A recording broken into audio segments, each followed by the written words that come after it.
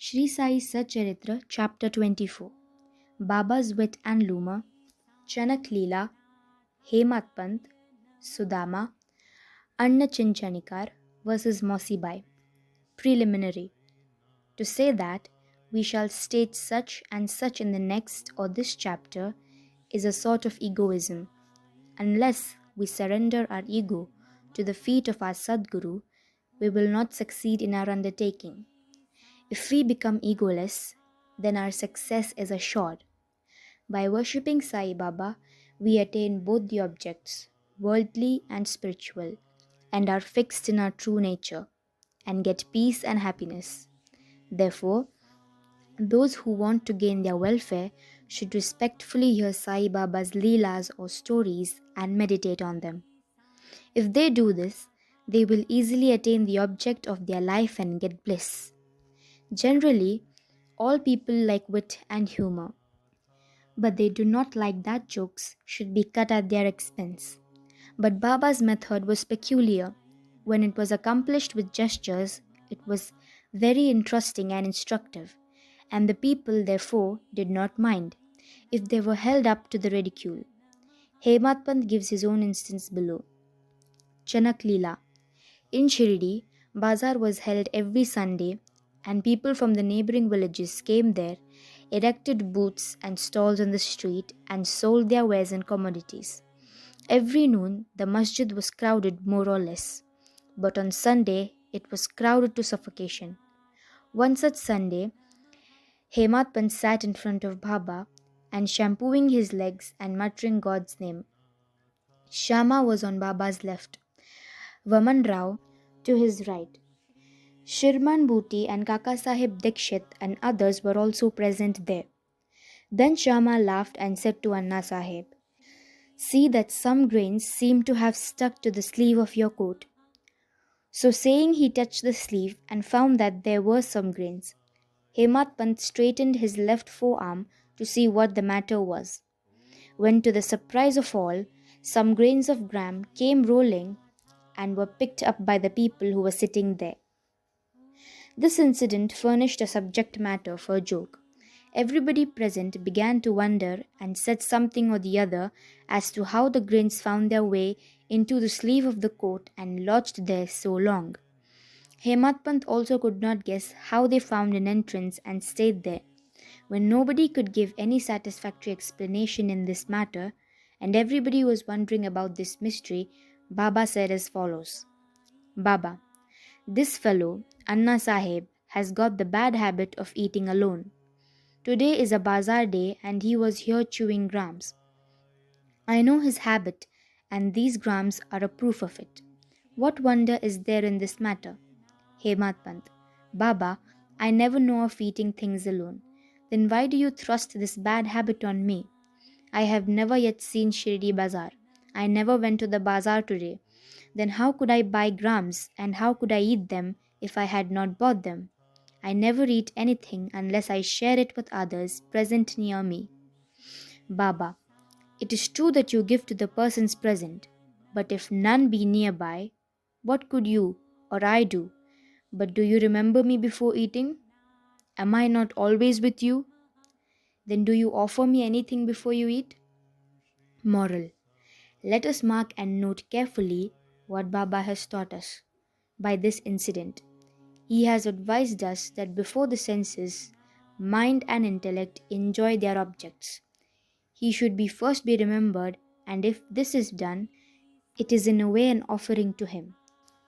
The senses, etc., can never remain without their objects, but if those objects are first offered to the Guru, the attachment for them will naturally vanish. In this way, all the rittis, thoughts regarding desire, anger, avarice, etc., should first be offered and directed to the Guru. And if this practice be followed, the Lord will help you in eradicating all the rittis. When before enjoyment of the objects, you think that Baba is close by, the question whether the object is fit to be enjoyed or not will at once arise. Then the object that is not fit to be enjoyed will be shunned, and in this way our vicious habits or vices will disappear and our character will improve. Then love for the Guru will grow and pure knowledge will sprout up. When this knowledge grows, the bondage of body, consciousness, via the body, will snap and our intellect will be emerged in spirit consciousness via the spirit. Then we shall get bliss and contentment. There is no difference between Guru and God. He who sees any difference in them sees God nowhere. So, leaving aside all ideas of difference, we should regard Guru and God as one. And if we serve our Guru as stated above, Lord will be certainly pleased, and purifying our minds, He will give us self-realization. To put the matter in a nutshell, we should not enjoy any object with our senses, etc., without first remembering our Guru. When the mind is trained in this way, we will be always reminded of Baba, and our meditation on Baba will grow apace. The Sagun form of Baba will ever be before our eyes, and then devotion, non-attachment and salvation will be all ours. When Baba's form is thus fixed before our mental vision, we forget hunger, thirst, and this samsar. The consciousness of worldly pleasures will disappear and our mind shall attain peace and happiness. Sudama's story. When the above story was being narrated, Hemadpant was reminded of similar story of Sudama, which illustrates the same principle, and therefore it is given here. Shri Krishna and his elder brother Balrama were living with a co-student called Sudama in the ashram of their guru Sandipani. Once Krishna and Balrama were sent to the forest for bringing fuel. Then the wife of Sandipani sent also Sudama for the same purpose with some quantity of grams for the three. When Krishna met Sudama in the forest, he said to him, "Dada, I want water as I am thirsty." Sudama replied, "No water should be drunk on an empty stomach, so it is better to rest a while." He did not say that he had got grams with him and that he should take some.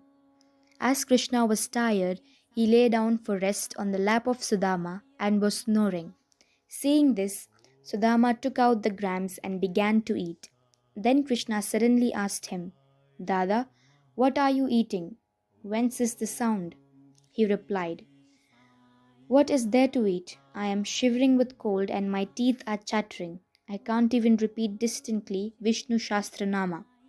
Hearing this, the omniscient Krishna said, "I just dreamt a dream in which I saw a man eating things of another, and when asked about this, he said, 'What earth, dust should he eat?' Meaning, thereby that he had nothing to eat. The other man said, 'Let it be so. Dada, this is only a dream. I know that you won't eat anything without me. Under the influence of the dream, I asked you what you were eating.'" If Sudama had known a bit of the omniscient Shri Krishna and his Leela, he would have not acted as he did. Therefore, he had to suffer for what he did.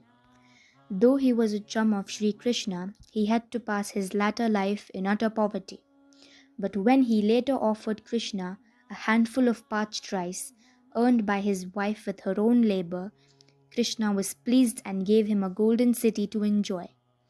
This story should be remembered by those who have the habit of eating things alone without partaking them with others. The Shruti also emphasizes this lesson and asks us to offer things first to God and then enjoy them after they are renounced by Him. Baba also has taught us the same lesson in his imitable and humorous way. Anna Chinchanikar versus Mavsibai. Hemadpant now describes another witty incident in which Baba played a peacemaker's part. There was once devotee by name Damodar Ganshamar Babare, alias Anna Chinchanikar. He was simple, rough and straightforward. He cared for nobody, always spoke plainly and carried all dealings in cash. Though he looked outwardly harsh and uncompromising, he was good-natured and guileless. So Sai Baba loved him.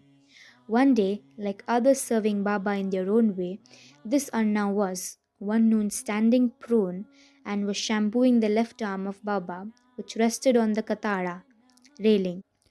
On the right side One old widow named Venubai Kaujalgi, whom Baba called Mother and all others Mavsibai, was serving Baba in her own way. This Mavsibai was an elderly woman of pure heart. She clasped the fingers of both her hands round the trunk of Baba and was at this time kneading Baba's abdomen. She did this so forcibly that Baba's back and abdomen became flat, one, and Baba moved from side to side. Anna on the other side was steady, but Mosibai's face moved up and down with her strokes. Once it so happened that her face came very close to Anna's. Being a witty disposition, she marked, "Oh, this Anna is a lewd, bad fellow. He wants to kiss me. Even being so old with grey hair, he feels no shame in kissing me." These words enraged Anna, and he pulled up his sleeves and said, "You say that I am an old bad fellow. Am I quite a fool? It is you that have picked up a quarrel and are quarrelling with me." All the persons present there were enjoying this encounter between them. Baba, who loved both of them equally, wanted to pacify them, managed the affair very skillfully. Lovingly he said, "Oh Anna, why are you unnecessarily raising this hue and cry? I do not understand what harm or impropriety is there when the mother is kissed." Hearing these words of Baba, both of them were satisfied, and all the persons laughed merrily and enjoyed Baba's wit to their heart's content. Baba's characteristics, his dependency on bhaktas. Baba allowed his devotees to serve him in their own way, and did not like any other persons interfering in this. To quote an instance, the same Mausibai was another occasion kneading Baba's abdomen. Seeing the fury and force used by her, all the other devotees felt nervous and anxious. They said, "O mother, be more considerate and moderate, otherwise you will break Baba's arteries and nerves." At this Baba got up at once from his seat, dashed his satka on the ground. He got enraged and his eyes became red like a live charcoal. None dared to stand before or face Baba. Then he took hold of one end of the satka with both hands and pressed it in the hollow of his abdomen. The other end he fixed to the post and began to press his abdomen against it. The satka, which was about 2 or 3 feet in length, seemed all to go into the abdomen, and the people feared that the abdomen would be ruptured in a short time. The post was fixed and immovable, and Baba began to go closer and closer to it and clasped the post firmly. Every moment the rupture was expected, and they were all dismayed, did not know what to do, and stood dumb with wonder and fear. Baba suffered this ordeal for the sake of his bhakta. The other devotees wanted only to give a hint to the Mausibai to be moderate in her service and not cause any trouble or pain to Baba. This they did with good intention, but Baba did not brook even this. They were surprised to see that their well-intentioned effort had resulted in this catastrophe, and they could do nothing but to wait and see. Fortunately, Baba's rage soon cooled down. He left the satka and resumed his seat. From this time onward, the devotees took the lesson that they should not meddle with anybody but allow him to serve Baba as the chooses, as he was capable to gauge the merits and worth of the service rendered unto him. Bow to Shri Sai, peace be to all.